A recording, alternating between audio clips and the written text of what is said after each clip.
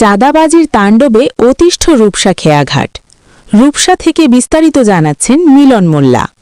খুলনার রূপসাঘাট নিয়ে সামাজিক যোগাযোগ মাধ্যমে সবসময়ই থাকে আলোচনায়। চাঁদাবাজির ওপর বর্তমান সরকারের জিরো টলারেন্স থাকলেও চাঁদাবাজির তাণ্ডবে অতিষ্ঠ রূপসা খেয়াঘাটের ইজারাদার কর্তৃপক্ষ।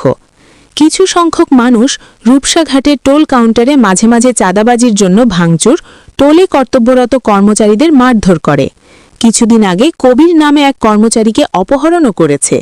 তানবীর নামে এক লোক সদল বলে রূপসাঘাট টোল প্লাজায় ২০ লক্ষ টাকা চাঁদা দাবি করেছে, এমনটি গণমাধ্যমকে জানিয়েছেন রূপসা খেয়াঘাটের ইজারাদার মালিক পক্ষ। সঠিক তদন্তের মাধ্যমে প্রকৃত অর্থে দোষী ব্যক্তিদের আইনের আওতায় এনে দৃষ্টান্তমূলক শাস্তি দেওয়ার জন্য প্রশাসনের কাছে জোর দাবি ও অনুরোধ জানিয়েছেন রূপসাঘাটের ইজারাদার শেখ আলী আকবর। দৈনিক ইবি নিউজ, আমরা দেশ ও মানুষের কথা বলি।